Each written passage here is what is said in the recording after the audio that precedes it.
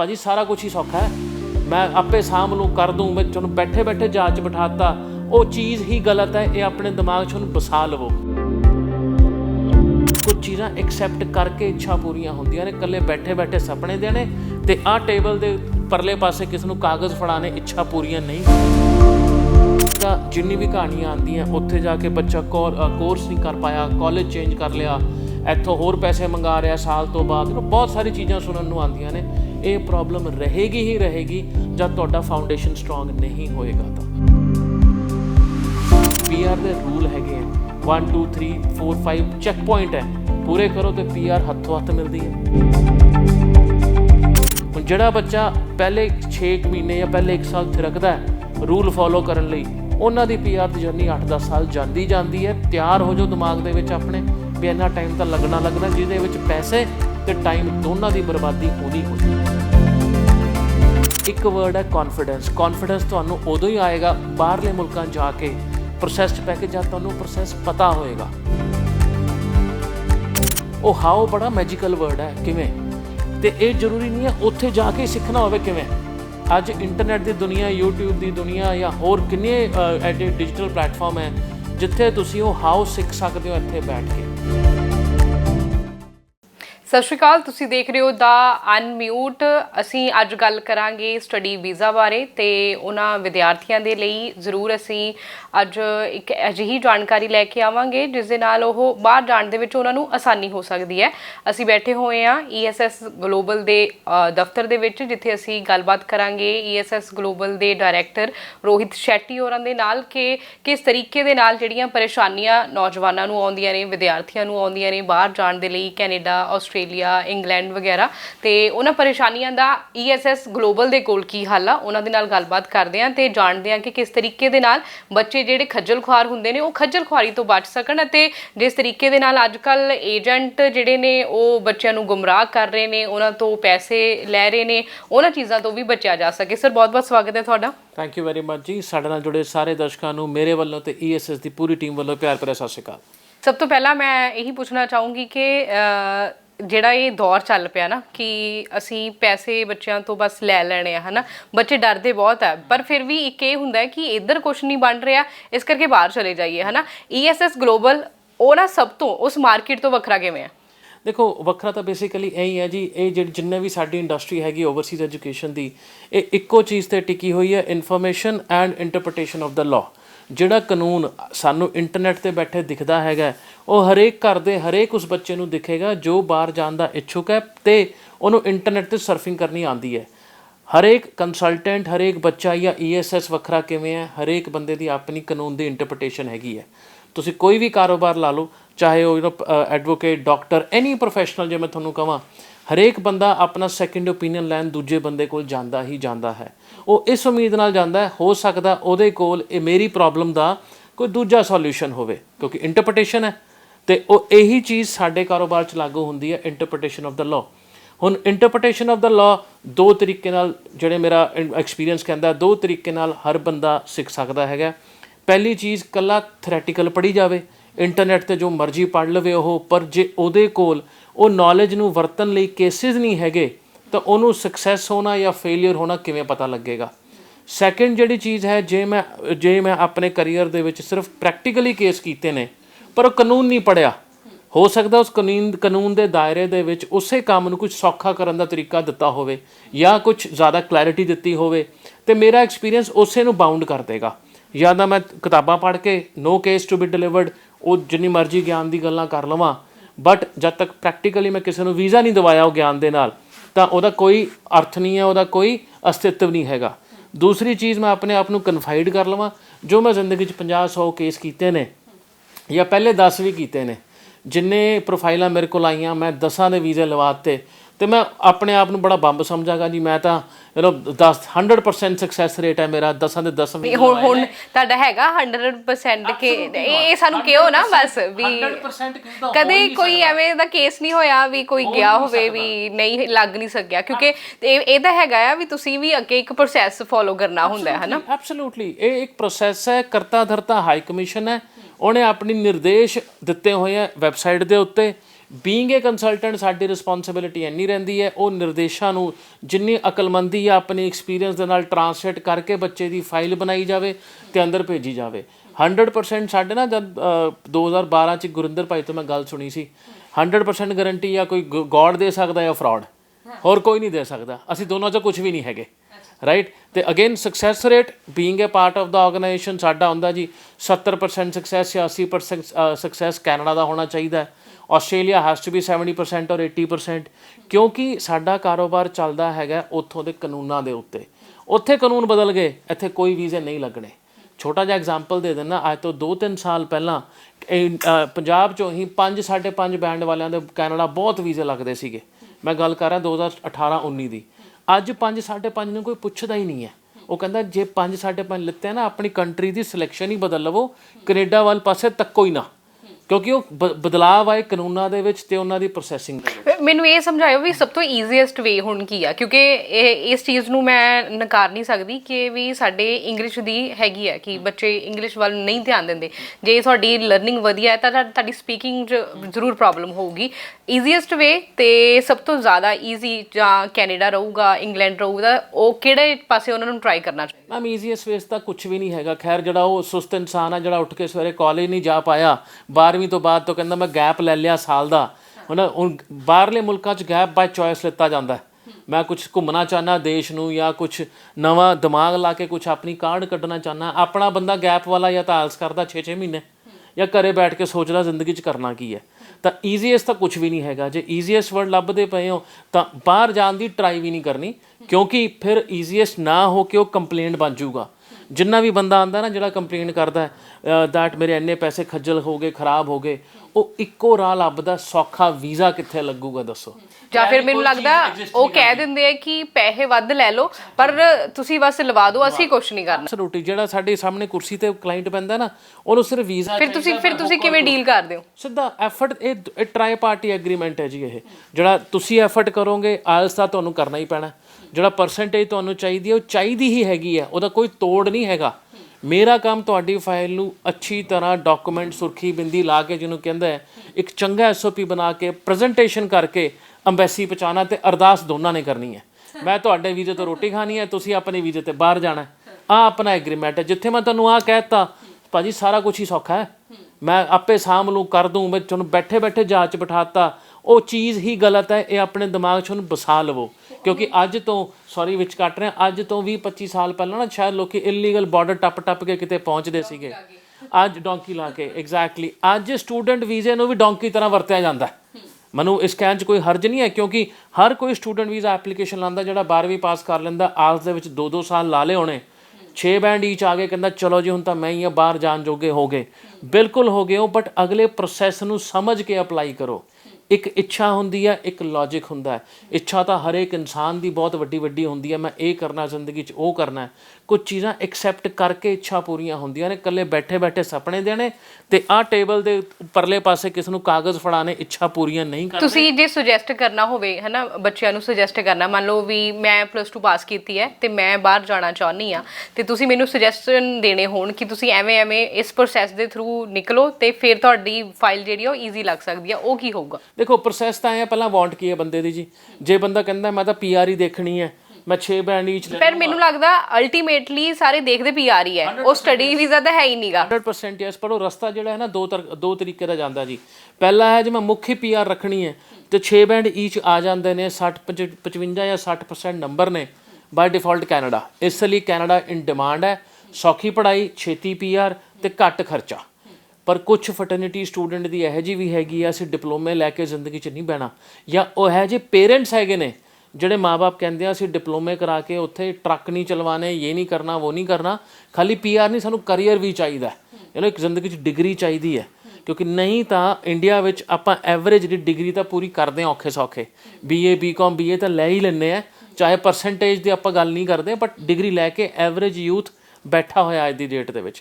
ਉੱਥੇ ਜਾ ਕੇ ਪੇਰੈਂਟਸ ਹੈ ਜੇ ਕਈ ਕੰਸਰਨ ਰੱਖਦੇ ਨੇ, ਡਿਗਰੀ ਘੱਟੋ ਘੱਟ ਚਾਹੀਦੀ ਹੈ ਸਾਨੂੰ, ਉਸ ਤੋਂ ਬਾਅਦ PR ਆ ਹੀ ਜਾਏਗੀ, ਕਿਉਂਕਿ ਸਾਨੂੰ ਪਤਾ ਸਾਡਾ ਬੱਚਾ ਕਾਬਿਲ ਹੈ।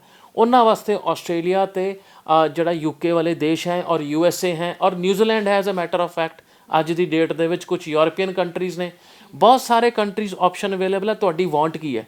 ਪ੍ਰੋਬਲਮ ਉਦੋਂ ਆਉਂਦੀ ਹੈ ਜਦ ਓਵਰਆਲ 6 ਇੱਕ 'ਚ 5.5 ਤੇ ਮੈਂ ਕੈਨੇਡਾ ਦੀ ਰੱਟ ਲਾਈ ਫਿਰਦਾ ਕਿਉਂਕਿ ਮੇਰੀ ਇੱਛਾ ਕੈਨੇਡਾ ਜਾ ਕੇ PR ਹੋਣ ਦੀ ਹੈ, ਪਰ ਤੁਸੀਂ ਐਲੀਜੀਬਲ ਨਹੀਂ ਹੈਗੇ ਹੋ। ਉਦੋਂ ਤੁਹਾਨੂੰ ਸਲਾਹ ਕੀ ਆਉਂਦੀ ਹੈ ਜਾਂ ਤੁਸੀਂ ਉਦੋਂ ਜਵਾਬ ਕੀ ਲੱਭਦੇ ਹੋ ਕਿਸੇ ਵੀ ਕੰਸਲਟੈਂਟ ਤੋਂ, ਆਹ ਕਾਲਜ 1.5 ਜਾਂ 2.5 ਐਡਮਿਸ਼ਨ ਦਿੰਦਾ, ਲੈ ਲੈ। ਉਹਦੇ ਵਾਸਤੇ ਇੱਕ ਸਾਡੇ ਨਾ ESS ਦੇ ਵਿੱਚ ਇੱਕ ਵਰਡ ਚੱਲਦਾ ਅਪਲਾਈ ਹਰ ਕੋਈ ਇਨਸਾਨ ਕਰ ਸਕਦਾ ਜਿਹਦੇ ਕੋਲ ਪਾਸਪੋਰਟ ਹੈ, ਹਰ ਕੋਈ।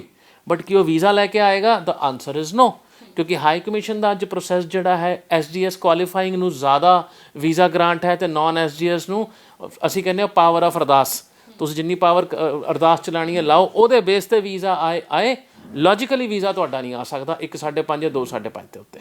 ਤਾਂ ਉਹ ਹੈ, ਉਹ ਇੱਛਾ ਨੂੰ ਐਂਡ ਆਪਣੀ ਪ੍ਰੋਫਾਈਲ ਨੂੰ ਐਕਸੈਪਟ ਕਰਕੇ ਤੁਸੀਂ ਪਲੈਨਿੰਗ ਕਰੋਗੇ, ਉਹ ਤੁਹਾਡੇ ਵਾਸਤੇ ਈਜ਼ੀ ਬਣ ਜਾਂਦਾ। ਕਿਹੜੇ ਕੋਰਸਿਸ ਜਿਹੜੇ ਨੇ ਮਤਲਬ ਕਿ ਬੱਚੇ ਦੇ ਲਈ ਜ਼ਿਆਦਾ ਬੈਨੀਫੀਸ਼ੀਅਲ ਰਹਿੰਦੇ ਨੇ ਕਿ ਤੁਸੀਂ ਇਹ ਕੋਰਸ ਲੈਓ, ਤੁਸੀਂ ਇਸ ਸਟਰੀਮ ਦੇ ਵਿੱਚ ਜਾਓ? ਕਿਉਂਕਿ ਜਿਹੜੇ ਇੱਧਰੋਂ ਸਟਾਰਟ ਕਰਦੇ ਨੇ ਉਹ ਕੁੜੀਆਂ ਦਾ ਮੇਨਲੀ ਇਹ ਹੁੰਦਾ ਕਿ ਹਾਂਜੀ ਸਾਨੂੰ ਕੁਛ ਨਰਸਿੰਗ 'ਚ ਮਿਲ ਜਾਵੇ ਜਾਂ ਇੱਧਰੋਂ ਉਹ ਚੀਜ਼ਾਂ ਸਹੀ ਰਹਿੰਦੀਆਂ ਨੇ। ਮੁੰਡਿਆਂ ਦੇ ਲਈ ਆਪਸ਼ਨਸ ਕਿਸ ਤਰੀਕੇ ਦੀਆਂ ਹੈਗੀਆਂ ਨੇ? ਦੇਖੋ, ਕੋਈ ਵੀ ਦੇਸ਼ ਦੀ ਆਪਾਂ ਐਜੂਕੇਸ਼ਨ ਸਿਸਟਮ ਦੇਖਾਂਗੇ ਨਾ, ਇੰਡੀਆ ਦੀ ਵੀ ਗੱਲ ਕਰ ਲਈਏ, ਹਰ ਕਿਤੇ ਆਉਂਦਾ ਹੀ 14,000 ਤੋਂ ਅੱਡ ਤਰ੍ਹਾਂ ਦੇ ਕੋਰਸਿਸ ਇਸ ਕੰਟਰੀ 'ਚ ਮਿਲਦੇ ਨੇ, ਵੱਖਰੇ ਫੈਕਲਟੀ ਦੇ ਵਿੱਚ ਵੱਖਰੀ ਸਪੈਸ਼ਲਾਈਜੇਸ਼ਨਾਂ। ਮੈਂ ਕੀ ਕਰਨਾ ਚਾਹੁੰਦਾ, ਉਹ ਜ਼ਰੂਰੀ ਹੈ। ਹੁਣ ਜੇ ਇੱਕ ਸਵੇਰੇ ਉੱਠ ਕੇ ਆਰਟਸ ਵਾਲਾ ਬੱਚਾ ਕਵੇ ਨਰਸ ਬਣਨਾ ਮੈਂ, ਉਹਦੇ ਲਈ ਇੰਡੀਆ 'ਚ ਆਪਸ਼ਨ ਹੋ ਸਕਦੀ ਹੈ ANM GNM ਵਰਗੀ, ਪਰ ਬਾਹਰਲੇ ਮੁਲਕਾਂ 'ਚ ਨਹੀਂ ਹੁੰਦੀ, ਕਿਉਂਕਿ ਉਹਨਾਂ ਨੂੰ ਇੱਕ ਬੈਕਗਰਾਊਂਡ ਚਾਹੀਦੀ ਹੈ, ਤੁਹਾਡਾ ਇੱਕ ਫਾਊਂਡੇਸ਼ਨ ਚਾਹੀਦਾ। ਅਤੇ ਇਹ ਇੱਕ ਉਹਨੂੰ ਮੈਂ ਐਂ ਕਹਾਂ ਵੀ ਇਹ ਕੋਰਸ ਲੜਕਿਆਂ ਵਾਸਤੇ ਵਧੀਆ ਹੈ, ਲੜਕੀਆਂ ਵਾਸਤੇ ਵਧੀਆ, ਉਹ ਬੜੀ ਬਾਇਸ ਸਟੇਟਮੈਂਟ ਹੋਏਗੀ, ਪਲੱਸ ਉਹਦਾ ਕੋਈ ਸਿਰ ਪੈਰ ਨਹੀਂ ਹੋਏਗਾ। ਜੋ ਤੁਹਾਡਾ ਬੈਕਗਰਾਊਂਡ ਹੈ, ਤੁਸੀਂ BSc ਬੋਟਨੀ ਕੀਤੀ ਹੈ, BSc ਮੈਡੀਕਲ ਕੀਤਾ, ਨਾਨ ਮੈਡੀਕਲ ਕੀਤਾ, MCOM ਕੀਤੀ ਹੈ, ਫਾਈਨੈਂਸ ਕੀਤਾ, ਜੋ ਕੀਤਾ ਹੈਗਾ ਉਹਦਾ ਐਕਸਟੈਂਸ਼ਨ ਲੈ ਕੇ ਜਾਓਗੇ, ਉਹਦੇ ਵਿੱਚ ਸਪੈਸ਼ਲਾਈਜ਼ ਕੋਰਸ ਲੈ ਕੇ ਜਾਓਗੇ, ਤੁਹਾਡਾ ਵੀਜ਼ਾ, ਤੁਹਾਡਾ ਕਰੀਅਰ ਸਭ ਸਹੀ ਹੈ। ਮੈਂ ਇੱਕੋ ਬੇਨਤੀ ਕਰਦਾ ਇਹੋ ਜਿਹੇ ਤੇ ਤੁਹਾਡੇ ਚੈਨਲ 'ਤੇ ਸਾਡੇ ਫੇਸਬੁੱਕ ਪੇਜ ਦੇ ਜ਼ਰੀਏ, ਇਹ ਇੰਡਸਟਰੀ ਉਦੋਂ ਹੀ ਬਣੀ ਰਹੇਗੀ ਜਦ ਆਪਾਂ ਇਹਦੀ ਰੂਲਸ ਡੂਜ਼ ਐਂਡ ਡੋਂਟ ਦੀ ਪਾਲਣਾ ਕਰਾਂਗੇ। ਨਹੀਂ ਤਾਂ ਜਿੰਨੀ ਵੀ ਕਹਾਣੀਆਂ ਆਉਂਦੀਆਂ, ਉੱਥੇ ਜਾ ਕੇ ਬੱਚਾ ਕੋਰਸ ਨਹੀਂ ਕਰ ਪਾਇਆ, ਕਾਲਜ ਚੇਂਜ ਕਰ ਲਿਆ, ਇੱਥੋਂ ਹੋਰ ਪੈਸੇ ਮੰਗਾ ਰਿਹਾ ਸਾਲ ਤੋਂ ਬਾਅਦ, ਬਹੁਤ ਸਾਰੀ ਚੀਜ਼ਾਂ ਸੁਣਨ ਨੂੰ ਆਉਂਦੀਆਂ ਨੇ। ਇਹ ਪ੍ਰੋਬਲਮ ਰਹੇਗੀ ਹੀ ਰਹੇਗੀ ਜਦ ਤੁਹਾਡਾ ਫਾਊਂਡੇਸ਼ਨ ਸਟਰੋਂਗ ਨਹੀਂ ਹੋਏਗਾ। ਤਾਂ ਕੋਰਸ ਦਾ ਬੜਾ ਸਿੰਪਲ ਜਿਹਾ ਫਾਰਮੂਲਾ ਦੇ ਦਿੰਦਾ, ਜੋ ਮੈਂ 12ਵੀਂ ਕੀਤੀ ਹੈ, ਜਿਸ ਸਬਜੈਕਟ ਦੇ ਵਿੱਚ ਸਭ ਤੋਂ ਜ਼ਿਆਦਾ ਨੰਬਰ ਨੇ, ਉਹ ਮੇਰਾ ਆਈਡਲ ਕੋਰਸ ਬਣੇਗਾ। ਜੇ ਮੈਂ ਗ੍ਰੈਜੂਏਸ਼ਨ ਕੀਤੀ ਹੈ, ਉਸ ਤੋਂ ਬਾਅਦ 3 ਸਾਲ ਦਾ ਐਕਸਪੀਰੀਅੰਸ ਹੈ, ਆਪਣੇ ਐਕਸਪੀਰੀਅੰਸ ਨੂੰ ਮੇਨ ਰੱਖ ਕੇ ਤੁਸੀਂ ਆਪਣਾ ਕੋਰਸ ਸਿਲੈਕਟ ਕਰ ਸਕਦੇ ਹੋ। ਜੇ ਫਰੈਸ਼ ਪਾਸ ਆਊਟ ਹੋ, ਉਹਨੂੰ ਫਾਊਂਡੇਸ਼ਨ ਨੂੰ ਬਣਾ ਕੇ ਆਪਣਾ ਅੱਗੇ ਸਪੈਸ਼ਲਾਈਜ਼ ਕੋਰਸ ਲੈ ਸਕਦੇ ਹੋ ਕਿਸੇ ਵੀ ਦੇਸ਼ ਦੇ ਵਿੱਚ ਬਾਹਰ ਜਾ ਕੇ। ਹਾਂਜੀ, ਇਨ ਕੇਸ ਤੁਸੀਂ ਬਾਹਰ ਚਲੇ ਗਏ ਮੰਨ ਲਓ, ਤੇ ਮੈਨੂੰ ਜਿਹੜਾ ਮੈਂ ਕੋਰਸ ਲਿਆ ਮੇਰਾ ਉਹ 'ਚ ਜਾਂ ਦਿਲ ਨਹੀਂ ਲੱਗ ਰਿਹਾ ਜਾਂ ਮੈਨੂੰ ਲੱਗ ਰਿਹਾ ਵੀ ਹੁਣੇ ਮੇਰੇ ਤੋਂ ਨਹੀਂ ਹੋਣਾ, ਫਿਰ ਉੱਥੇ ਚੇਂਜ ਕਰਨ 'ਚ ਮਤਲਬ ਕਿ ਉਹ ਰਹਿੰਦੀ ਕਿ ਪੋਸੀਬਿਲਿਟੀ ਹੈਗੀ ਹੈ ਵੀ ਤੁਸੀਂ ਚੇਂਜ ਕਰ ਸਕਦੇ ਹੋ? ਕੋਰਸ ਤੁਸੀਂ ਜਦ ਮਰਜ਼ੀ ਚੇਂਜ ਕਰ ਸਕਦੇ ਹੋ। Only thing as a student ਤੁਸੀਂ ਕੀ ਦੇਖਣਾ ਹੈ, ਜਿਹੜਾ ਤੁਹਾਡਾ ਪਹਿਲਾਂ ਪੈਸਾ ਗਿਆ ਹੋਇਆ ਹੈ, ਜਿਹੜੇ ਕੋਰਸ ਤੁਸੀਂ ਦਾਖਲਾ ਲਿੱਤਾ ਹੈ, ਉਹਦੀ ਇੱਕ ਸੈਂਸਸ ਡੇਟ ਹੁੰਦੀ ਹੈ ਜੀ। ਫੋਰ ਐਗਜ਼ਾਮਪਲ 1 ਫਰਵਰੀ ਨੂੰ ਤੁਹਾਡਾ ਕੋਰਸ ਸ਼ੁਰੂ ਹੋਇਆ, ਉਹਦੀ ਸੈਂਸਸ ਡੇਟ ਹੋਏਗੀ 10 ਮਾਰਚ। 10 ਮਾਰਚ ਤੋਂ ਬਾਅਦ ਤੁਸੀਂ ਕੋਰਸ ਬਦਲਣ ਵਾਲੇ ਪਾਸੇ ਜਾਓਗੇ, ਤੁਹਾਡਾ ਪੈਸਾ ਵਾਪਸ ਨਹੀਂ ਹੋਏਗਾ, ਨਵਾਂ ਪੈਸਾ ਦੇਣਾ ਪਏਗਾ। 10 ਮਾਰਚ ਤੋਂ ਪਹਿਲਾਂ ਤੁਸੀਂ ਕਿਤੇ ਕੋਰਸ ਚੇਂਜ ਕਰ ਲੈਂਦੇ ਹੋ, ਸੇਮ ਯੂਨੀਵਰਸਿਟੀ ਦੇ ਵਿੱਚ ਤੁਹਾਡੀ ਫੀਸ ਐਡਜਸਟ ਹੁੰਦੀ ਹੈ, ਨੋ ਕੁਐਸਚਨ ਆਸਕਡ। ਓਕੇ, ਤੇ ਹੁਣ ਪੈਸੇ ਦੀ ਗੱਲ ਕਰਦੇ ਹਾਂ, ਕਿਉਂਕਿ ਸਾਡੇ ਸੁਪਨੇ ਸਾਰੇ ਵੇਖਦੇ ਆ, ਚਾਹੇ ਉਹ ਮਿਡਲ ਕਲਾਸ ਫੈਮਲੀਜ਼ ਨੇ ਹੈ ਨਾ, ਲੋਅਰ ਕਲਾਸ ਫੈਮਲੀਜ਼ ਨੇ, ਸਭ ਦੇਖਦੇ ਆ ਕਿ ਆਪਾਂ ਬਾਹਰ ਜਾਣਾ ਆ, ਪਰ ਪੈਸਾ ਸਾਡੇ ਲਈ ਬਹੁਤ ਵੱਡੀ ਇਸ਼ੂ ਬਣ ਜਾਂਦਾ ਕਿ ਹੁਣ ਕਿਵੇਂ ਅਰੇਂਜ ਕਰਨਾ, ਕਰਜ਼ਾ ਲਿਆ ਜਾਂਦਾ ਆ, ਆਲੇ ਦੁਆਲੇ ਫੜਿਆ ਜਾਂਦਾ ਹੈ ਨਾ। ਉਸ ਚੀਜ਼ ਨੂੰ ਆਪਾਂ ਕਿਵੇਂ ਸਮਝੀਏ ਵੀ ਜੇ ਤੁਹਾਡੇ ਕੋਲ ਇੰਨੇ ਪੈਸੇ ਹੈਗੇ ਆ ਫਿਰ ਹੀ ਦੇਖਣਾ ਹੈ? ਹਰ ਕਿਸੇ ਨੇ ਸੁਪਨਾ ਲੈਣਾ ਜ਼ਰੂਰੀ ਹੈ ਵੀ ਤੁਸੀਂ ਸੁਪਨੇ ਦੇਖਦੇ ਹੋ, ਪਰ ਤੁਹਾਨੂੰ ਹੱਥ ਦੇਖਣੇ ਚਾਹੀਦੇ ਵੀ ਸਾਡੇ ਹੱਥ ਪੱਲੇ ਕੀ ਆ। ਅਪਰੋਕਸੀਮੇਟਲੀ ਬਜਟ ਜੀ, ਜੇ ਚਾਹੁੰਦੇ ਹੋ ਬੱਚਾ, ਜੇ ਤੁਸੀਂ ਆਪਣੇ ਘਰ ਦਾ ਪਰਿਵਾਰ ਦਾ ਬੱਚਾ ਭੇਜਦੇ ਪਏ ਹੋ, ਉਹ 'ਤੇ ਪ੍ਰੈਸ਼ਰ ਨਾ ਆਵੇ, ਉਹਦੀ ਜ਼ਿੰਦਗੀ ਸਮੂਥ ਚੱਲੇ, ਕਿਉਂਕਿ ਤੁਸੀਂ ਇਹਨੂੰ ਐਂ ਲਾ ਕੇ ਚੱਲੋ, ਤੁਸੀਂ ਇੰਡੀਆ 'ਚ ਕੋਈ ਕਾਰੋਬਾਰ ਕਰਨਾ ਹੈ, ਤੁਸੀਂ ਇੱਕ ਇਨਵੈਸਟਮੈਂਟ ਕਰੋਗੇ ਇਨੀਸ਼ੀਅਲੀ, ਐਗਜ਼ਾਮਪਲ ਲਾ ਲੈਂਦੇ ਹਾਂ 15-20 ਲੱਖ ਦੀ। 15-20 ਲੱਖ ਦੀ ਇਨਵੈਸਟਮੈਂਟ ਕਰਕੇ ਦੁਕਾਨ ਖੋਲੀ, ਉਹ ਦੁਕਾਨ ਚੱਲੇ ਨਾ ਚੱਲੇ ਸਾਲ ਬਾਅਦ ਇਹਦੀ ਕੋਈ ਗਾਰੰਟੀ ਨਹੀਂ ਹੈ। ਇਹੀ 15-20 ਲੱਖ ਰੁਪਏ ਤੁਸੀਂ ਆਪਣੇ ਬੱਚੇ ਦੇ ਉੱਤੇ ਲਾਉਂਦੇ ਹੋ, ਫੀਸਾਂ ਦਾ, ਲਿਵਿੰਗ ਐਕਸਪੈਂਸ ਦਾ, ਇੱਥੋਂ ਭੇਜਣ ਦਾ, ਅਤੇ 5 ਲੱਖ ਦਾ ਬਫਰ ਰੱਖ ਲੈਂਦੇ ਹੋ ਆਪਣੇ ਕੋਲ। ਜੇ ਇਹਨੂੰ ਲੋੜ ਪੈਂਦੀ ਹੈ ਉੱਥੇ ਪਹਿਲੇ 6 ਮਹੀਨੇ ਕਿਸੇ ਵੀ ਕਾਰਨ, ਅਸੀਂ ਇੱਥੋਂ ਸਪੋਰਟ ਕਰਾਂਗੇ, ਉਹਨੂੰ ਕੰਮ ਵਾਲੇ ਪਾਸੇ ਨਹੀਂ ਧੱਕਾਂਗੇ ਇਨੀਸ਼ੀਅਲੀ ਜਾਂਦੇ ਹੀ, ਠੀਕ ਹੈ। ਜਦ ਤੱਕ ਉਹ ਕੰਟਰੀ ਸਮਝ ਨਹੀਂ ਲੈਂਦਾ, ਤਾਂ ਤੁਹਾਡੀ ਇਨਵੈਸਟਮੈਂਟ ਕੀਤੀ ਹੋਈ ਆ 20-25 ਲੱਖ ਰੁਪਏ ਦੀ, ਤੁਹਾਡੇ ਧੀਆਂ ਪੁੱਤਾਂ ਦੇ ਉੱਤੇ ਸਾਲ ਬਾਅਦ ਰਿਜ਼ਲਟ ਦੇਏਗੀ। ਜੇ ਜੇ ਆਪਣੇ ਮਤਲਬ ਬੱਚੇ ਅਪਰੋਕਸੀਮੇਟਲੀ 20 ਕੁ ਲੱਖ 20 ਤੋਂ 22 ਲੱਖ ਦਾ ਖਰਚਾ ਦਿਮਾਗ ਚ ਲਾ ਕੇ ਚੱਲੋ, ਚਾਹੇ ਕਿਸ਼ਤਾਂ ਦੇ ਵਿੱਚ ਦੇਣਾ। ਇਹ ਕੈਨੇਡਾ, ਇਹ ਸਾਰੀ ਕੰਟਰੀ ਅਪਰੋਕਸੀਮੇਟਲੀ ਸਾਰੀ ਕੰਟਰੀਜ਼ ਦਾ ਫਾਰਮੂਲਾ ਹੈ ਜੀ। ਕੈਨੇਡਾ ਨੇ ਬੜੀ ਇੰਟੈਲੀਜੈਂਸ ਫੈਕਟਰ ਇਸ ਲਈ ਕੀਤੀ ਹੋਈ ਹੈ, ਸਾਲ ਦੀ ਫੀਸ ਪਹਿਲਾਂ ਲੈ ਲੈਂਦੀ ਹੈ, ਸਾਲ ਦਾ ਖਰਚਾ ਪਹਿਲਾਂ ਲੈ ਲੈਂਦਾ ਹੈ, ਤੇ ਉਸ ਤੋਂ ਬਾਅਦ ਤੁਹਾਡਾ ਉਹ initial pocket money air ticket ਦਾ ਰਹਿ ਗਿਆ, ਉਹ 18 ਤੋਂ 20 ਲੱਖ ਦੇ ਵਿੱਚ ਆਉਂਦਾ ਹੈ। ਹੁਣ ਸਾਲ ਬਾਅਦ ਵੀ ਜੇ ਬੱਚਾ ਘਰੋਂ ਪੈਸੇ ਮੰਗਾਵੇ, ਦੇਰ ਇਜ਼ ਸਮਥਿੰਗ ਰੋਂਗ। ਉੱਥੇ ਉਹਦਾ ਲਾਈਫ ਸਟਾਈਲ ਠੀਕ ਨਹੀਂ ਹੈ, ਉਹਦੇ ਕੰਪਨੀ ਗੋਲ ਜਾਂ ਕੁਛ ਵੀ ਕਹਿ ਲਓ ਠੀਕ ਨਹੀਂ ਚੱਲਦਾ ਪਿਆ। ਹੁਣ ਇਹ ਆ ਜਾਂਦਾ ਆਪਾਂ ਆਸਟ੍ਰੇਲੀਆ ਅਤੇ ਯੂਕੇ ਵਾਲੇ ਪਾਸੇ, ਉੱਥੇ ਇਹ ਜਿਹੜੀ ਚੀਜ਼ ਹੈਗੀ ਆ, ਉੱਥੇ ਡਿਗਰੀਆਂ ਨੇ ਡਿਪਲੋਮੇ ਨਾਲੋਂ ਮਹਿੰਗੀਆਂ ਨੇ, ਤਾਂ ਉੱਥੇ ਜਿਹੜਾ ਤੁਹਾਡਾ ਬਜਟ ਹੈ 20 ਤੋਂ 25 ਦਾ ਹੋਣਾ ਚਾਹੀਦਾ, ਜਿਹੜਾ ਤੁਸੀਂ ਸਪੋਰਟ ਕਰਨਾ, ਇਨਕਲੂਡਿੰਗ ਪਹਿਲੀ ਫੀਸਾਂ, ਇੰਸ਼ੋਰੈਂਸ, ਉੱਥੇ ਪਾਕਟ ਮਨੀ ਵੀ ਦੇਤੀ, ਕਿਉਂਕਿ ਲਿਵਿੰਗ ਐਕਸਪੈਂਸ ਤਾਂ ਉੱਥੇ ਜਾਂਦਾ ਨਹੀਂ ਹੈਗਾ। ਜੋ ਤੁਸੀਂ ਨਾਲ ਲੈ ਕੇ ਗਏ ਹੋ ਉਹੀ ਸਰਕਲ ਤੁਹਾਡਾ ਘੁੰਮਣਾ, ਜਾਂ ਜੇ ਕੋਈ ਸਪੋਰਟ ਦੀ ਲੋੜ ਪੈਂਦੀ ਹੈ ਤੁਸੀਂ ਇੰਡੀਆ ਤੋਂ ਮੰਗਾਓਗੇ ਪਹਿਲੇ 6 ਮਹੀਨੇ। ਸਾਲ ਆਪਣੇ ਬੱਚੇ 'ਤੇ ਪ੍ਰੈਸ਼ਰ ਨਾ ਰੱਖੋ, ਦੇਖੋ ਪਰਫਾਰਮੈਂਸ ਆਪਣੇ ਆਪ ਨਿਕਲ ਕੇ ਆਏਗੀ ਉਹਦੇ ਵਿੱਚੋਂ। ਪਰਫਾਰਮੈਂਸ ਕਿਸ ਤਰ੍ਹਾਂ ਦੀ, ਜਿਹੜੇ ਸਟੈਟਸ ਕਹਿੰਦੇ ਨੇ ਉੱਥੇ ਜਾਂਦੇ ਜਿਹੜੇ ਕਾਲਜ ਜਾਂ ਬੱਚੇ ਬਦਲਦੇ ਨੇ, ਇਹ ਉਹ ਬੱਚੇ ਹੁੰਦੇ ਆ ਜਿਨ੍ਹਾਂ ਕੋਲ ਪੈਸੇ ਨਹੀਂ ਹੁੰਦੇ, ਅਤੇ ਉਹ ਜਦ ਤੁਸੀਂ ਸਟੂਡੈਂਟ ਵੀਜ਼ਾ ਦੀ ਸ਼ਰਤਾਂ ਦਾ ਪਾਲਣਾ ਨਹੀਂ ਕੀਤੀ, ਉੱਥੇ ਜਾਂਦੇ ਹੀ ਸ਼ਰਤਾਂ ਨੂੰ ਤੋੜਨਾ ਸ਼ੁਰੂ ਕਰਤਾ, ਅਤੇ ਸਟੂਡੈਂਟ ਵੀਜ਼ਾ ਤੁਹਾਡੇ ਨਾਲ ਰਹੇਗਾ ਹੀ ਨਹੀਂ। ਸਾਲ ਬਾਅਦ ਤੁਸੀਂ ਇਲੀਗਲ ਕੰਮ ਕਰਦੇ ਰਹੋਗੇ, ਪੜ੍ਹਾਈ ਛੱਡ ਦੋਗੇ, ਅਤੇ PR ਤਾਂ ਭੁੱਲ ਹੀ ਜਾਵੋ ਨਾ, ਜਿਹੜੇ ਸਟੂਡੈਂਟ ਵੀਜ਼ੇ ਦੇ ਰੂਟ ਰਾਹੀਂ ਮਿਲੇਗੀ। ਦੂਜੇ ਕਈ ਸੋਰਸਿਸ ਹੋਣਗੇ PR ਦੇ, ਪਰ ਜਿੱਥੇ ਇੱਕ ਚੀਜ਼ 3 ਜਾਂ 5 ਸਾਲ 'ਚ ਮੁੱਕ ਸਕਦੀ ਹੈ, ਤੁਸੀਂ ਖਿੱਚ ਕੇ ਉਹਨੂੰ 8-10 ਸਾਲ ਲੈ ਕੇ ਚਲੇ ਜਾਂਦੇ ਹੋ। ਛੋਟਾ ਜਿਹਾ ਐਗਜ਼ਾਮਪਲ ਦੇ ਦੇਣਾ, ਆਸਟ੍ਰੇਲੀਆ ਦੇ ਵਿੱਚ 2008 ਦੇ ਵਿੱਚ ਕਿਆ ਜਨਤਾ ਗਈ, ਮਤਲਬ ਜਿਹੜੇ ਜਹਾਜ਼ ਭਰ ਜਾਂਦੇ ਸੀ ਇੱਥੋਂ, hairdressing courses, cookery programme, ਹੋਰ ਕਿਹੜੇ ਪ੍ਰੋਗਰਾਮ ਨਹੀਂ, ਸੌਖੇ ਡਿਪਲੋਮੇ, ਉਹਨਾਂ ਬੱਚਿਆਂ ਨੂੰ ਵੀ 10-10 ਸਾਲ ਲੱਗ ਗਏ PR ਹੋਣ ਲਈ। ਕਿਉਂ? ਕਿਉਂਕਿ ਰੂਲ ਨੂੰ ਫੋਲੋ ਨਹੀਂ ਕੀਤਾ। ਹੁਣ ਇੱਕ ਬੱਚਾ ਜਿਹੜਾ ਉੱਥੇ ਆਪਣੀ ਡਿਗਰੀ ਕੰਪਲੀਟ ਕਰਦਾ ਪਿਆ, ਉਹਨੇ ਰੂਲ ਫੋਲੋ ਕੀਤੇ, ਉਹਨੂੰ ਚੌਥੇ ਸਾਲ ਵੀ PR ਮਿਲੀ ਹੈ। ਇਹੋ ਜਿਹਾ ਤਾਂ ਨਹੀਂ ਕੁਛ ਹੈਗਾ ਨਾ ਵੀ ਕਾਨੂੰਨ ਦੇ ਵਿੱਚ 2 ਗਰੁੱਪਸ ਦੇ ਵਿੱਚ ਜਾਂ ਕੋਰਸ ਵਾਈਜ਼ ਕੋਈ ਵਿਤਕਰਾ ਹੋਣਾ, ਇਹਨੂੰ ਛੇਤੀ PR ਦੇਣੀ ਹੈ, ਇਹਨੂੰ ਛੇਤੀ PR ਨਹੀਂ ਦੇਣੀ। PR ਦੇ ਰੂਲ ਹੈਗੇ ਹੈ, 1 2 3 4 5 ਚੈੱਕ ਪੁਆਇੰਟ ਹੈ, ਪੂਰੇ ਕਰੋ ਅਤੇ PR ਹੱਥੋਂ ਹੱਥ ਮਿਲਦੀ ਹੈ। ਹੁਣ ਜਿਹੜਾ ਬੱਚਾ ਪਹਿਲੇ 6 ਮਹੀਨੇ ਜਾਂ ਪਹਿਲੇ 1 ਸਾਲ ਥਿਰਕਦਾ ਰੂਲ ਫੋਲੋ ਕਰਨ ਲਈ, ਉਹਨਾਂ ਦੀ PR ਦੀ ਜਰਨੀ 8-10 ਸਾਲ ਜਾਂਦੀ ਹੈ। ਤਿਆਰ ਹੋ ਜਾਓ ਦਿਮਾਗ ਦੇ ਵਿੱਚ ਆਪਣੇ ਵੀ ਇੰਨਾ ਟਾਈਮ ਤਾਂ ਲੱਗਣਾ, ਜਿਹਦੇ ਵਿੱਚ ਪੈਸੇ ਤੇ ਟਾਈਮ ਦੋਨਾਂ ਦੀ ਬਰਬਾਦੀ ਹੋਣੀ। ਜਿਵੇਂ ਤੁਸੀਂ ਦੱਸ ਰਹੇ ਹੋ ਕਿ ਤੁਸੀਂ ਪਹਿਲਾਂ ਤਿਆਰ ਹੋ ਜਾਓ, ਹੈ ਨਾ, ਤੇ ESS ਗਲੋਬਲ ਕਾਉਂਸਲਿੰਗ ਪਾਰਟ ਹੈਗਾ, ਕਾਉਂਸਲਿੰਗ ਸੈਸ਼ਨਸ, ਮਤਲਬ ਕਿ ਕਿਉਂਕਿ ਇੱਕ ਤਾਂ ਇਹ ਹੋ ਗਏ ਤੁਸੀਂ ਸਿਰਫ ਕਲਾਇੰਟ ਲਈ ਕਰਨਾ ਹੈ, ਵੀ ਤੁਹਾਡੇ ਕੋਲ ਕੋਈ ਕਲਾਇੰਟ ਆਇਆ ਹੈ ਤੇ ਤੁਸੀਂ ਉਹਨੂੰ ਹੀ ਕਾਉਂਸਲਿੰਗ ਕਰਨੀ ਹੈ, ਬਟ ਆਲ ਓਵਰ ਦਾ, ਮਤਲਬ ਪੰਜਾਬ ਦੀ ਜੇਕਰ ਮੈਂ ਗੱਲ ਕਰਾਂ, ਵੀ ਕਾਉਂਸਲਿੰਗ ਸੈਸ਼ਨਸ ਇਸ ਤਰੀਕੇ ਦੇ ਬੱਚਿਆਂ ਦੇ ਲਈ ਅਵੇਲੇਬਲ ਹੋਣ, ਜਿਹੜੇ ਉਹਨਾਂ ਨੂੰ ਫ੍ਰੀ ਦੇ ਵਿੱਚ, ਚਾਹੇ ਫਿਰ ਫੀਸ ਲਗਾ ਕੇ ਵੀ ਉਹਨਾਂ ਨੂੰ ਆਪਾਂ ਸਮਝਾ ਸਕੀਏ ਕਿ ਇਸ ਤਰੀਕੇ ਦਾ ਮਾਹੌਲ ਹੈ, ਤੁਸੀਂ ਇਹ ਚੀਜ਼ਾਂ ਅਵੋਇਡ ਕਰਨੀਆਂ ਨੇ, ਤੇ ਜੇਕਰ ਤੁਸੀਂ ਬਾਹਰ ਜਾਣਾ ਤਾਂ ਇਹ ਪ੍ਰੋਸੈਸ ਹੈ, ਇਹਨੂੰ ਫੋਲੋ ਕਰੋ। ਦੇਖੋ ਉਹਦੇ ਵਿੱਚ ਨਾ ਬੜਾ ਸਿੰਪਲ ਹੈਗਾ, ਇੰਟਰਨੈਟ ਜਿਹੜੀ ਪਾਵਰ ਆਪਾਂ ਨੂੰ ਅੱਜ ਮਿਲੀ ਹੋਈ ਹੈਗੀ ਹੈ, ਉਹਨੂੰ 2 ਤਰੀਕੇ ਨਾਲ ਯੂਜ਼ ਕਰ ਸਕਦੇ ਹਾਂ, ਐਂਟਰਟੇਨਮੈਂਟ ਔਰ ਇਨਫੋਰਮੇਸ਼ਨ। 90% ਜਨਤਾ ਉਹਨੂੰ ਐਂਟਰਟੇਨਮੈਂਟ ਵਾਸਤੇ ਯੂਜ਼ ਕਰਦੀ ਹੈ, ਇਨਫੋਟੇਨਮੈਂਟ ਕਰ ਸਕਦੇ, ਠੀਕ ਹੈ ਨਾ, ਤੇ ਇਨਫੋਟੇਨਮੈਂਟ ਕਰ ਸਕਦੇ ਐਗਜ਼ੈਕਟਲੀ।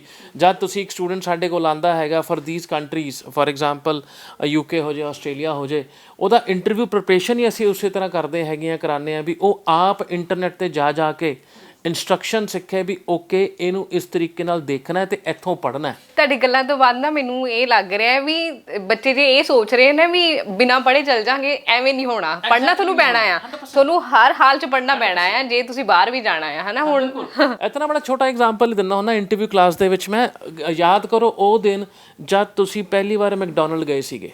ਬੰਦਾ ਮੈਕਡੋਨਲਡ ਜਦ ਪਹਿਲੀ ਵਾਰ ਜਾਂਦਾ ਹੈ ਨਾ ਤਾਂ ਬੌਂਦਲਿਆ ਹੁੰਦਾ, ਆਰਡਰ ਕਿਵੇਂ ਕਰਨਾ ਹੈ, ਖਾਣ ਨੂੰ ਕੀ ਮਿਲਣਾ ਹੈ। ਉਹ ਪਹਿਲੀ ਵਾਰ ਤੁਸੀਂ ਮੈਕਡੋਨਲਡ ਜਾਂ ਤੁਸੀਂ ਹੁਣ ਕਿੰਨੀ ਵਾਰ ਜਾ ਚੁੱਕੇ ਹੋ ਤਾਂ ਜੱਜ ਕਰ ਸਕਦੇ ਹੋ ਕਿਹੜਾ ਬੰਦਾ ਪਹਿਲੀ ਵਾਰ ਐਂਟਰ ਕਰਦਾ ਪਿਆ, ਥੋੜ੍ਹਾ ਬੌਂਦਲਿਆ ਹੁੰਦਾ। ਜਦ ਤੁਸੀਂ 4-5 ਵਾਰ ਮੈਕਡੋਨਲਡ ਤੋਂ ਖਾਣਾ ਖਾ ਲੈਂਦੇ ਹੋ, ਤੁਹਾਡਾ ਕੌਨਫੀਡੈਂਸ ਬਣ ਜਾਂਦਾ ਹੈ। ਇਹੀ ਚੀਜ਼ ਇੱਕ ਵਰਡ ਹੈ, ਕੌਨਫੀਡੈਂਸ ਤੁਹਾਨੂੰ ਉਦੋਂ ਹੀ ਆਏਗਾ ਬਾਹਰਲੇ ਮੁਲਕਾਂ ਜਾ ਕੇ ਪ੍ਰੋਸੈਸ 'ਚ ਪੈ ਕੇ, ਜਦ ਤੁਹਾਨੂੰ ਪ੍ਰੋਸੈਸ ਪਤਾ ਹੋਏਗਾ। ਉਹ ਹਾਓ ਬੜਾ ਮੈਜੀਕਲ ਵਰਡ ਹੈ, ਕਿਵੇਂ, ਅਤੇ ਇਹ ਜ਼ਰੂਰੀ ਨਹੀਂ ਹੈ ਉੱਥੇ ਜਾ ਕੇ ਸਿੱਖਣਾ ਹੋਵੇ ਕਿਵੇਂ। ਅੱਜ ਇੰਟਰਨੈਟ ਦੀ ਦੁਨੀਆ, YouTube ਦੀ ਦੁਨੀਆ, ਜਾਂ ਹੋਰ ਕਿੰਨੇ ਐਡੇ ਡਿਜੀਟਲ ਪਲੈਟਫਾਰਮ ਹੈ ਜਿੱਥੇ ਤੁਸੀਂ ਉਹ ਹਾਓ ਸਿੱਖ ਸਕਦੇ ਹੋ ਇੱਥੇ ਬੈਠ ਕੇ। ਸਾਡਾ ਇੰਟਰਵਿਊ ਪ੍ਰਿਪਰੇਸ਼ਨ ਕਰਾਉਣ ਦਾ ਤਰੀਕਾ ਜਾਂ ਜਿਹੜਾ ਕਾਉਂਸਲਿੰਗ ਚੱਲਦੀ ਹੈ, ਉਹ ਹਾਓ ਨੂੰ ਹੀ ਸਿਖਾਉਂਦੀ ਹੈ, ਬਟ ਬੜੀ ਸਿੰਪਲ ਜੀ ਰੂਲ ਉਸ 'ਚ ਆਉਂਦਾ ਹੈ। ਐਜ਼ ਏ ਕਲਾਇੰਟ ਤੁਸੀਂ ਪੁੱਛਣਾ ਹੈਗਾ, ਐਜ਼ ਏ ਕੰਸਲਟੈਂਟ ਅਸੀਂ ਆਪਣੀ ਬੈਸਟ ਆਫ ਦਾ ਨੌਲੇਜ ਨਾਲ ਤੁਹਾਨੂੰ ਦੱਸਣਾ ਹੈਗਾ। ਡਬਲ ਚੈੱਕ ਦੁਨੀਆ ਕਰਦੀ ਹੈ, ਜ਼ਰੂਰ ਕਰੋ ਇੰਟਰਨੈਟ 'ਤੇ ਜਾ ਕੇ। ਅਸੀਂ ਇਹ ਨਹੀਂ ਕਿਹਾ ਜੋ ਅਸੀਂ ਕਹਿੰਦੇ ਪਏ ਹਾਂ ਸਿਰਫ ਆਹੀ ਰਸਤਾ ਹੈ, ਬਿਲਕੁਲ ਵੀ ਨਹੀਂ। You have every right to double check information ਜਿਹੜੀ ਇੰਟਰਨੈਟ ਤੇ ਅਵੇਲੇਬਲ ਹੈ। ਅਗੇਨ ਮਾਇਨੇ ਕੀ ਰੱਖੂਗਾ ਉਹਦੀ ਇੰਟਰਪ੍ਰੀਟੇਸ਼ਨ, ਦੈਟਸ ਆਲ। ਤੇ ਇਹ ਤੋਂ ਇਲਾਵਾ ਜਿਵੇਂ ਅੱਜ ਕੱਲ ਕੇਸਿਸ ਆ ਰਹੇ ਨੇ ਕਿ ਬੱਚੇ ਉੱਥੇ ਡਿਪਰੈਸ਼ਨ ਦਾ ਸ਼ਿਕਾਰ ਹੋ ਰਹੇ ਨੇ ਹਨਾ, ਜਾਂ ਫਿਰ ਉੱਥੇ ਉਹਨਾਂ ਨੂੰ ਪ੍ਰੋਬਲਮਸ ਆਉਂਦੀਆਂ ਪਈਆਂ ਨੇ। ਹਾਲ ਹੀ ਦੇ ਵਿੱਚ ਬਹੁਤ ਸਾਰੀਆਂ ਐਵੇਂ ਦੇ ਇਨਸੀਡੈਂਟਸ ਹੋਏ ਕਿ ਬੱਚੇ ਦੀ ਜਾਂ ਤਾਂ ਮਤਲਬ ਕਿ ਉਹ ਡਿਪਰੈਸ਼ਨ 'ਚ ਗਏ ਜਾਂ ਫਿਰ ਉਹਨਾਂ ਨੂੰ ਹਾਰਟ ਅਟੈਕ ਆਇਆ। ਇਹਨਾਂ ਕੇਸਿਸ ਤੋਂ ਬਾਅਦ ਬੱਚਿਆਂ 'ਚ ਜਾਂ ਫਿਰ ਮਾਪਿਆਂ 'ਚ ਇੱਕ ਡਰ ਜਾ ਵੀ ਪਿਆ ਆ। ਉਸ ਚੀਜ਼ ਦੇ ਨਾਲ ਤੁਸੀਂ ਕਿਵੇਂ ਮਤਲਬ ਸਮਝਾਓਗੇ? ਮੈਂ ਬੜਾ ਬੋਲਡਲੀ ਆਨਸਰ ਦੇਵਾਂਗਾ ਇਸ ਚੀਜ਼ ਦਾ। ਸਾਰੀ ਗੱਲ ਆਉਂਦੀ ਆ ਆਪਣੇ ਆਪ ਨੂੰ ਕਿੰਨਾ ਐਜੂਕੇਟ ਕਰਕੇ ਚੱਲਦੇ ਪਏ ਹੋ। ਅਗੇਨ ਇਹ ਐਜੂਕੇਸ਼ਨ ਸਿਰਫ ਉਹ ਬੱਚੇ ਜਾਂ 18-19 ਸਾਲ ਦੇ ਬੱਚਿਆਂ ਦੇ ਲਈ ਨਹੀਂ ਹੈਗੀ, ਉਹਨਾਂ ਮਾਂ-ਬਾਪ ਦੇ ਲਈ ਵੀ ਹੈਗੀ ਹੈ, ਜੋ ਆਪਣੇ ਸੁਪਨੇ ਤਾਂ ਬੱਚੇ ਨੂੰ ਦੱਸ ਦਿੰਦੇ ਨੇ, ਜੋ ਆਪਣੀ ਮਜਬੂਰੀਆਂ ਤਾਂ ਦੱਸ ਦਿੰਦੇ ਨੇ, ਪਰ ਉਹਨਾਂ ਸਬਰ ਨਹੀਂ ਰੱਖ ਪਾਉਂਦੇ ਜਿਹੜਾ ਕਿ ਚਾਹੀਦਾ ਹੈਗਾ ਇਸ ਪੂਰੇ ਕੰਮ ਨੂੰ, ਪ੍ਰੋਸੈਸ ਨੂੰ ਚੜ੍ਹਨ ਵਾਸਤੇ। ਜਿਹੜੀ ਤੁਸੀਂ ਪ੍ਰੋਬਲਮ ਦੱਸੀ ਹੈ ਬਹੁਤ ਸੁਣੀ ਆਪਾਂ ਨੂੰ ਆਈ ਹੈ। ਇਹਦਾ ਇੱਕੋ ਇੱਕ ਚੀਜ਼ ਹੈ ਸਟ੍ਰੈਸ। ਦਿਮਾਗ 'ਚ ਕੋਈ ਬੋਝ ਹੋਊਗਾ ਤਾਂ ਹੀ ਆਪਣਾ ਬੰਦਾ ਸੋਚ ਕੇ ਆਪਣੀ ਬੁਰੀ ਹਾਲਤ ਕਰਦਾ, ਨਹੀਂ ਤਾਂ ਖੁਸ਼ ਲੋਕਾਂ ਨੂੰ ਕਿੱਥੇ ਇਹੋ ਜਿਹਾ ਕੁਛ ਹੁੰਦਾ ਜਿਹਨੇ ਜ਼ਿੰਦਗੀ ਸਭ ਚੱਲਦੀ ਹੋਵੇ ਸਹੀ, ਉਹ ਤਾਂ ਟੈਨਸ਼ਨ ਲੈ ਕੇ ਰਾਜੀ ਨਹੀਂ ਹੈਗੇ। ਟੈਨਸ਼ਨਸ ਇੱਧਰ ਵੀ ਹੁੰਦੀਆਂ ਨੇ, ਪਰ ਇੱਧਰ ਮੈਨੂੰ ਲੱਗਦਾ ਕਿਉਂਕਿ ਤੁਹਾਡੇ ਆਲੇ ਦੁਆਲੇ ਪੇਰੈਂਟਸ ਹੁੰਦੇ ਨੇ, ਤੁਹਾਡੇ ਫਰੈਂਡਸ ਹੁੰਦੇ ਨੇ ਹਨਾ, ਤੁਸੀਂ ਉਹ ਗੱਲਾਂ ਸ਼ੇਅਰ ਕਰ ਲੈਂਦੇ ਹੋ ਤੇ ਸਟ੍ਰੈਸ ਘਟ ਜਾਂਦਾ। ਐਗਜ਼ੈਕਟਲੀ। ਉੱਥੇ ਸਟ੍ਰੈਸ ਲਈ ਅਗੇਨ ਇਹਨੂੰ ਦੋ ਪਾਸੇ ਨਾਲ ਤੁਸੀਂ ਦੇਖ ਸਕਦੇ ਹੋ। ਪਹਿਲੀ ਚੀਜ਼ ਅਗੇਨ ਹਰੇਕ ਉਸ ਪੇਰੈਂਟ ਨੂੰ ਮੈਂ ਸਾਲ ਦੀ ਫੀਸ ਹੀ ਪਹਿਲੇ ਆਪਣੇ ਜਵਾਬ 'ਚ ਕਹੀ ਸੀਗੀ, ਉਹ ਇੰਟੈਂਸ਼ਨਲੀ ਕਹੀ ਸੀਗੀ। ਬੱਚੇ ਨੂੰ 1 ਸਾਲ ਬਿਨਾਂ ਬੋਝ ਤੋਂ ਉੱਥੋਂ ਕਰਨ ਦਿਓ। ਮਤਲਬ 18 ਸਾਲ ਦਾ ਬੱਚਾ, 19 ਸਾਲ ਦਾ ਬੱਚਾ ਜਿਹੜਾ ਤੁਹਾਡਾ ਜਾ ਰਿਹਾ ਹੈ, ਔਰ 20-21 ਸਾਲ ਤੱਕ ਉਹਨੂੰ ਆਪਣੀ ਜ਼ਿੰਦਗੀ ਐਕਸਪਲੋਰ ਕਰਨ ਦਿਓ, ਉਹ ਕੰਟਰੀ ਚੱਲਦਾ ਕਿਵੇਂ ਹੈ। ਇਹ ਹੈ ਵੀ ਕਾਕਾ ਜੀ ਅਗਲੇ ਸਾਲ ਤੁਸੀਂ ਸੈਕੰਡ ਈਅਰ ਦੀ ਫੀਸ ਆਪੇ ਕੱਢਣੀ ਤਾਂ ਕੱਢ ਵੀ ਲਏਗਾ। ਜਾਂ ਫਿਰ ਉਹਨੂੰ ਫੋਨ ਕਰਕੇ ਇਹ ਵੀ ਨਾ ਕਹੋ ਕਿ ਭੇਜਿਆ ਨਹੀਂ ਕੁਛ ਹਨਾ, ਮਹੀਨਿਆਂ ਕੁ ਬਾਅਦ ਹੀ ਕਹੀਏ ਵੀ ਹਾਂ ਕੁਛ ਭੇਜ। ਅੰਡਰਸਟੈਂਡ ਕਰੋ, ਤੁਸੀਂ ਉਹਨੂੰ ਸਟੂਡੈਂਟ ਵੀਜ਼ੇ ਤੋਂ PR ਤੱਕ ਲੈ ਕੇ ਜਾਣਾ ਚਾਹੁੰਦੇ ਹੋ, ਵਰਕ ਪਰਮਿਟ ਤੋਂ PR ਤੱਕ ਲੈ ਕੇ ਨਹੀਂ ਜਾਣਾ ਚਾਹੁੰਦੇ, ਕਿਉਂਕਿ ਉਹ ਪੜ੍ਹਾਈ ਛੱਡ ਕੇ ਦੂਜੇ ਪਾਸੇ ਹੋ ਜਾਊਗਾ। ਹੁਣ ਉਹਦੀ ਦੁਨੀਆ ਦੇ ਵਿੱਚ ਉਹਨੂੰ ਅਟੈਂਡੈਂਸ ਰੱਖਣੀ ਵੀ ਜ਼ਰੂਰੀ ਹੈ ਵੀ, ਕਿਉਂਕਿ ਵੀਜ਼ਾ ਚਾਹੀਦਾ। ਕੱਲ ਵੀਜ਼ਾ ਨਹੀਂ ਹੋਇਆ, ਉਹੀ ਚੀਜ਼ ਲੋਕਾਂ ਨੇ ਗੱਲਾਂ ਸੁਣਾ ਕੇ ਉਹਨੂੰ ਮਾਰ ਦੇਣਾ, ਗਿਆ ਸੀ ਤਾਂ ਫੇਲ ਹੋ ਕੇ ਆ ਗਿਆ। ਇਹ ਵੀ ਇੱਕ ਚਿੰਤਾ ਹੁੰਦੀ ਹੈ ਨਾ, ਉੱਥੋਂ ਮੁੜਦਾ ਹੈ ਅਤੇ ਇੱਥੇ ਆ ਜਾਂਦਾ ਵਾਪਸ, ਦੁਨੀਆ ਨਹੀਂ ਉਹਨੂੰ ਜੀਣ ਦਿੰਦੀ। ਪਰ ਉਹਦਾ ਸਟਾਰਟਿੰਗ ਪੁਆਇੰਟ ਤਾਂ ਕੁਛ ਹੋਰ ਹੁੰਦਾ ਨਾ ਹਮੇਸ਼ਾ। ਕੌਣ ਆਪਣੇ ਵੀਜ਼ੇ ਨਾਲ ਖਿਲਵਾੜ ਕਰਨਾ ਚਾਹੁੰਦਾ? ਜਾਂ ਤਾਂ ਬੇਵਕੂਫ ਹੋਊਗਾ ਜਾਂ ਕੋਈ ਪ੍ਰੈਸ਼ਰ ਹੋਊਗਾ। ਤਾਂ ਇਹ ਅਗੇਨ ਚੀਜ਼ਾਂ ਆਉਂਦੀਆਂ, ਤੁਸੀਂ ਆਪਣੇ ਆਪ ਨੂੰ ਅਤੇ ਆਪਣੇ ਬੱਚੇ ਨੂੰ ਕਿੰਨਾ ਐਜੂਕੇਟ ਕਰਕੇ ਭੇਜਦੇ ਪਏ ਹੋ, ਕਿੰਨਾ ਤਿਆਰ ਕਰਕੇ ਭੇਜਦੇ ਪਏ ਹੋ। ਉਹ ਜਾਂ ਹੁੰਦਾ ਹੈ ਨਾ, ਪੁਰਾਣੇ ਛੋਟੇ ਹੁੰਦੇ ਸੀ ਅਸੀਂ, ਮਦਰਸ ਹਮੇਸ਼ਾ ਉਹ ਦਹੀਂ ਖਿਲਾ ਕੇ ਐਗਜ਼ਾਮ 'ਚ ਤਿਆਰ ਕਰਾਉਣ ਜਾਂਦੇ। ਦਹੀਂ ਨੇ ਕੁਛ ਵੰਡਰ ਨਹੀਂ ਕਰਦੇ ਨੇ ਵੀ ਕੁਛ ਪੜ੍ਹਾਉਣ ਨਹੀਂ, ਸਾਨੂੰ ਮੈਜੀਕਲ ਕੁਛ ਯਾਦ ਨਹੀਂ ਆ ਜਾਣਾ, ਪਰ ਇੱਕ ਟਰੈਂਡ ਬਣਿਆ ਹੋਇਆ ਸੀਗਾ। ਉਹ ਇੱਕ ਹੱਲਾਸ਼ੇਰੀ ਹੈ। ਉਹ ਹੱਲਾਸ਼ੇਰੀ ਦੀ ਹੀ ਸਟੂਡੈਂਟ ਨੂੰ ਲੋੜ ਹੈਗੀ ਆ। 25 ਸਾਲ ਤੋਂ ਉੱਪਰ ਟੱਪ ਕੇ ਦੁਨੀਆ ਦੀ ਜੰਗ ਲੜਨੀ ਆ ਗਈ, ਮੈਨੇਜਮੈਂਟ ਕਰਨੀ ਆ ਗਈ ਕੁਛ ਫੰਡਾਂ ਦੀ ਅਤੇ ਆਪਣੀ ਜ਼ਿੰਦਗੀ ਦੀ, ਦੈਨ ਯੈਸ ਆਪਣੀ ਐਕਸਪੈਕਟੇਸ਼ਨ ਰੱਖੋ। ਸਪੈਸ਼ਲੀ ਜਿਹੜਾ ਏਜ ਬ੍ਰੈਕਟ ਹੈ 18 ਤੋਂ 25 ਵਾਲਾ, ਉਹਨੂੰ ਉੱਥੇ ਸਾਨੂੰ ਧਿਆਨ, ਉਹਨੂੰ ਗਾਈਡੈਂਸ ਹਰ ਕਦਮ 'ਤੇ ਚਾਹੀਦੀ ਹੈ, ਕਿਉਂਕਿ ਉਹਦੇ ਤਾਂ ਹਜੇ ਤੁਸੀਂ ਉਹਨੂੰ ਸਮੁੰਦਰ 'ਚ ਸੁੱਟਿਆ, ਹਜੇ ਤਾਂ ਸ਼ਾਇਦ ਤੈਰਨਾ ਸਿੱਖਦਾ ਹੋਏਗਾ। ਉਹਦੇ ਵਿੱਚ ਕਿੰਨੇ ਸਟਰਗਲ ਆਉਣੇ ਆ, ਕਿੰਨੀ ਸ਼ਾਰਕ ਬੈਠੀਆਂ ਪਾਣੀ ਦੇ ਵਿੱਚ, ਜਾਂ ਕੀ ਚੈਲੰਜ ਆਉਣੇ ਆ, ਇਹ ਉਹੀ ਜਾਣਦਾ। ਉਹ ਜਿੰਨੇ ਫਿਰ ਪੰਜਾਬੀ ਗਾਣੇ ਬਣਦੇ ਆ ਨਾ ਵੀ ਰੋਟੀ ਖਾਈ ਹੈ ਕਿ ਨਹੀਂ, ਫਿਰ ਇਕੱਲੀ ਮਾਂ ਪੁੱਛਦੀ, ਇਹੋ ਜਿਹੇ ਕਈ ਗਾਣੇ ਉਦੋਂ ਬਣਦੇ ਆ ਬਿਕੋਜ਼ ਉਹਦੀ ਧੁਨ ਆ ਜਾਂਦੀ ਹੈ। ਉੱਥੇ ਥੋੜ੍ਹਾ ਪੇਸ਼ੈਂਸ ਰੱਖੋ ਐਜ਼ ਏ ਪੇਰੈਂਟ, ਫਿਰ ਦੇਖੋ ਸਾਲ ਬਾਅਦ ਬੱਚਾ ਤੁਹਾਡਾ ਕਿਵੇਂ ਨਿਖਰ ਕੇ ਆਉਂਦਾ ਹੈਗਾ। We have to guide them। Absolutely. ਅੱਜ ਕੱਲ੍ਹ ਕੇਸਿਸ ਇਹ ਵੀ ਆਉਂਦੇ ਪਏ ਨੇ, ਕਿਉਂਕਿ ਮੈਂ ਇਹ ਕਹੂੰਗੀ ਵੀ ਇਹ ਪੰਜਾਬ ਦੀ ਤਰਾਸਦੀ ਹੈ ਕਿ ਸਾਡੇ ਕੋਲ ਸਟੂਡੈਂਟਸ ਜਿਹੜੇ ਨੇ ਉਹ PhD ਕਰਕੇ ਵਿਹਲੇ ਪਏ ਨੇ।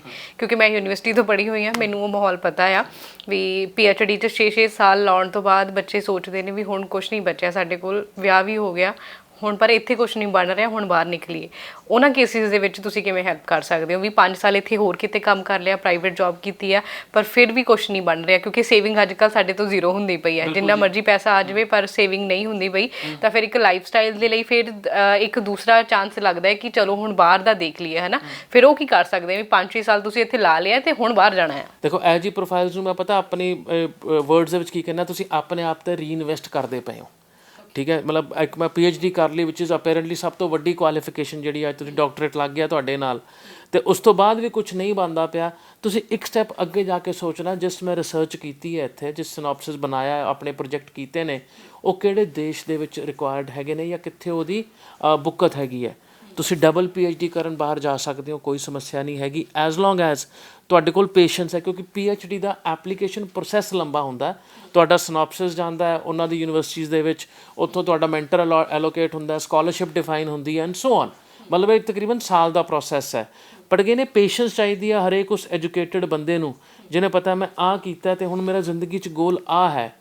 ਅੰਡਰਸਟੈਂਡ ਇੱਕੋ ਚੀਜ਼ ਕਰਨ ਦੀ ਲੋੜ ਹੈ ਜੀ, ਜਦ ਤੁਸੀਂ ਬਾਹਰ ਜਾਣ ਦਾ ਮੋਟਿਵ ਰੱਖਦੇ ਹੋ ਚੰਗੀ ਜ਼ਿੰਦਗੀ ਵਾਸਤੇ, ਫਿਰ ਤਾਂ ਇਹੋ ਜਿਹੀ ਪ੍ਰੋਫਾਈਲ ਨੂੰ ਐਕਸਪ੍ਰੈਸ ਐਂਟਰੀ ਵਾਲੇ ਪਾਸੇ ਜਾਣਾ ਚਾਹੀਦਾ। ਔਰ ਆਸਟ੍ਰੇਲੀਆ ਅਤੇ ਕੈਨੇਡਾ ਜੋ ਦੋ ਮੁਲਕ ਹੈਗੇ ਨੇ ਜਿਹੜੇ ਇਮੀਗ੍ਰੇਸ਼ਨ ਕਰਾਉਂਦੇ ਨੇ, ਉੱਧਰਲੇ ਪਾਸੇ ਜਾਣਾ ਚਾਹੀਦਾ। ਬਟ ਜੇ ਕਰਦੇ ਹੋ ਮੈਂ ਨਹੀਂ ਇਹ PhD ਕੀਤੀ ਹੈ ਹੋਰ ਕੁਛ ਨਾਲ ਕਰਾਂ ਅੱਗੇ ਤਾਂ ਕਿ ਮੈਨੂੰ ਉੱਥੇ ਇੰਪਲੋਇਮੈਂਟ ਮਿਲ ਜੇ, ਚੰਗੀ ਇੰਪਲੋਇਮੈਂਟ ਮਿਲ ਜੇ, ਫਿਰ ਆਪਣੇ ਆਪ ਨੂੰ ਥੋੜ੍ਹਾ ਜਿਹਾ ਸਟੱਡੀ ਵਾਲੇ ਪਾਸੇ ਦੁਬਾਰਾ ਲੈ ਕੇ ਆਉਣਾ ਪੈਣਾ। ਦੁਬਾਰਾ ਤੁਹਾਡੀ PhD ਵਿੱਚ ਰਿਸਰਚ ਵਰਕ ਦੁਬਾਰਾ ਐਟਲੀਸਟ 3-4 ਸਾਲ ਦੀ ਇਨਵੈਸਟਮੈਂਟ ਤੁਹਾਨੂੰ ਕਰਨੀ ਪੈਣੀ ਆਪਣੇ ਆਪ ਦੇ ਉੱਤੇ। ਪਰ ਉਹ ਜਦ ਤੁਸੀਂ ਉਸ ਦੌਰਾਨ ਉਹਨਾਂ ਮੁਲਕਾਂ ਦੇ ਵਿੱਚ PhD ਕਰਦੇ ਪਏ ਹੋ ਤੁਹਾਡੇ ਕੋਲ ਫੁੱਲ ਟਾਈਮ ਵਰਕਿੰਗ ਰਾਈਟਸ ਹੁੰਦੇ ਨੇ, ਨਾਟ ਲਾਈਕ ਸਟੂਡੈਂਟ 20 ਘੰਟੇ ਵਾਲਾ। ਤੁਸੀਂ ਇਹਦਾ ਫੁੱਲ ਟਾਈਮ ਇੰਪਲੋਈ ਹੀ ਗਿਣੇ ਜਾਂਦੇ ਹੋ। ਐਂਡ ਬਹੁਤ ਸਾਰੇ ਦੇਸ਼ ਆਸਟ੍ਰੇਲੀਆ ਵਰਗੇ ਤੁਹਾਨੂੰ ਆਪਣੀ ਯੂਨੀਵਰਸਿਟੀ ਦੇ ਵਿੱਚ ਹੀ ਐਜ਼ ਅ ਟੀਚਰ ਲਾ ਦਿੰਦੇ ਨੇ ਅੰਡਰ ਗ੍ਰੈਜੂਏਟ ਵਾਸਤੇ। ਤਾਂ ਪੜ੍ਹਾਈ ਦੀ ਦੇਖੋ ਹਮੇਸ਼ਾ ਬੁੱਕਤ ਹੈਗੀ ਆ, ਜੇ ਇੱਥੇ ਨਹੀਂ ਤਾਂ ਉੱਥੇ ਹੋਊਗੀ। ਦੇਖੋ ਇੱਥੇ ਵੀ ਹੈ, ਤੁਸੀਂ ਸਹੀ ਮੌਕੇ ਤੇ ਸਹੀ ਜਗ੍ਹਾ ਹੋ ਜਾਓ ਤਾਂ ਉਹ ਬੁੱਕਤ ਬਣ ਜਾਂਦੀ ਹੈਗੀ ਹੈ। ਹਾਂ ਠੀਕ ਹੈ। ਤੇ ਇਨ ਕੇਸ ਮੰਨ ਲਓ ਕਿਸੇ ਨੇ PhD ਨਹੀਂ ਕੀਤੀ, ਸਿਰਫ ਵਰਕਿੰਗ ਮਤਲਬ ਮੰਨ ਲਓ ਵੀ +2 ਤੋਂ ਬਾਅਦ ਵਰਕਿੰਗ 'ਚ ਆ ਗਏ, 5-6 ਸਾਲ ਇੱਥੇ ਵਰਕਿੰਗ ਕੀਤੀ ਪ੍ਰਾਈਵੇਟ ਸੈਕਟਰ ਦੇ ਵਿੱਚ, ਫਿਰ ਬਾਹਰ ਜਾਣਾ। ਦੇਖੋ ਇਹਦੇ ਵਾਸਤੇ ਸਟੂਡੈਂਟ ਵੀਜ਼ਾ ਬਿਲਕੁਲ ਨਹੀਂ ਬਣਿਆ ਹੋਇਆ, ਕਿਉਂਕਿ ਇੱਕੋ ਸਵਾਲ ਆਏਗਾ 12ਵੀਂ ਕਰਨ ਤੋਂ ਬਾਅਦ 5 ਸਾਲ ਕੰਮ ਕੀਤਾ, ਹੁਣ ਪੜ੍ਹਾਈ ਦੀ ਕੀ ਸੁੱਝੀ? ਤੇ ਉਹ ਕੋਈ ਟੈਕਨੀਕਲ ਰੀਜ਼ਨ ਤਾਂ ਹੁੰਦਾ ਨਹੀਂ। ਉਹਨਾਂ ਵਾਸਤੇ ਟੂਰਿਸਟ ਵੀਜ਼ੇ ਬਣੇ ਹੋਏ ਹੈ, ਟੂਰਿਸਟ ਵੀਜ਼ੇ ਤੇ ਲਾਉਣ ਤੇ ਫਿਰ ਅੱਗੇ ਆਪਣੀ ਜ਼ਿੰਦਗੀ ਦੇ ਜਿਹੜੇ ਮੌਕੇ ਮਿਲਦੇ ਆ ਜਿਹੜੇ ਵੀ ਦੇਸ਼ 'ਚ ਜ਼ਰੂਰ ਲੈਣ, ਕਿਉਂਕਿ ਨਾ ਤਾਂ ਇਮੀਗ੍ਰੈਂਟ ਗਿਣੇ ਜਾਣਗੇ ਇਹ ਸਕਿਲਡ ਵਾਲੇ, ਨਾ ਸਟੂਡੈਂਟ ਗਿਣੇ ਜਾਣਗੇ ਜੀ। ਜੀ ਠੀਕ ਹੈ। ਤੇ ਇਸ ਤੋਂ ਇਲਾਵਾ ਜੇ ਸਪਾਊਸ ਵੀਜ਼ਾ ਤੇ ਆਪਾਂ ਗੱਲ ਕਰਨੀ ਹੋਵੇ ਤਾਂ ਅੱਜ ਕੱਲ੍ਹ ਕਿਉਂਕਿ ਇਹ ਵੀ ਟ੍ਰੈਂਡ ਹੋ ਗਿਆ, ਆਪਣੇ ਕੰਟਰੈਕਟ ਮੈਰਿਜਸ ਹੋਣ ਲੱਗ ਗਈਆਂ ਕਿ ਜੀ ਜੇ ਕੁੜੀ ਨੇ ਆਇਲਸ ਕਰ ਲਈ ਤਾਂ ਕੁੜੀ ਬਾਹਰ ਜਾਵੇ, ਮੁੰਡੇ ਵਾਲਾ ਪੈਸੇ ਲਾਉਣਗੇ ਤੇ ਉਹਨੂੰ ਲੈ ਕੇ ਜਾਊਗੀ ਤੇ ਚਲੋ ਐਵੇਂ ਸਪਾਊਸ ਵੀਜ਼ਾ ਲੱਗ ਜੂਗਾ, ਹੈ ਨਾ। ਪਰ ਇੱਕ ਲੀਗਲ ਵੇ ਕੀ ਹੈ?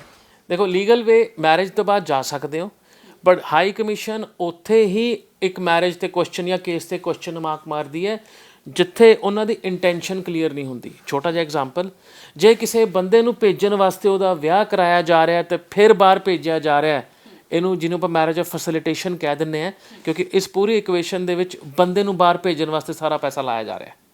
ਦੂਸਰੀ ਪ੍ਰੋਫਾਈਲ ਹੈ ਇੱਕ ਐਪਲੀਕੈਂਟ ਹੈ ਜਿਹਨੇ ਆਪਣੀ ਪ੍ਰੋਫਾਈਲ ਨੂੰ ਅਪਗ੍ਰੇਡ ਕਰਨਾ ਹੈ ਤੇ ਆਪਣੇ ਸਪਾਊਸ ਨੂੰ ਨਾਲ ਲੈ ਕੇ ਜਾਣਾ ਚਾਹੁੰਦੀ ਹੈ, ਉਹ ਬਿਲਕੁਲ ਡਿਫਰੈਂਟ ਪ੍ਰੋਫਾਈਲ ਹੈ। ਇਹ ਜਦ ਤੁਸੀਂ ਕੇਸ ਬਣਾਉਣ ਬਹਿੰਦੇ ਹੋ ਨਾ ਵੀ ਇਹ ਇੰਟੈਂਸ਼ਨ ਕੀ ਹੈ, ਉਹ ਕਾਕਾ ਜੀ ਨੂੰ ਬਾਹਰ ਭੇਜਣਾ ਹੈ ਸਪਾਊਸ ਨੂੰ, ਜਾਂ ਤਾਂ ਕਰਕੇ ਉਹ ਐਪਲੀਕੈਂਟ ਨੂੰ ਪੜ੍ਹਨ ਵਾਸਤੇ ਅੱਗੇ ਭੇਜਿਆ ਜਾ ਰਿਹਾ, ਅੱਗੇ ਕੀਤਾ ਜਾ ਰਿਹਾ।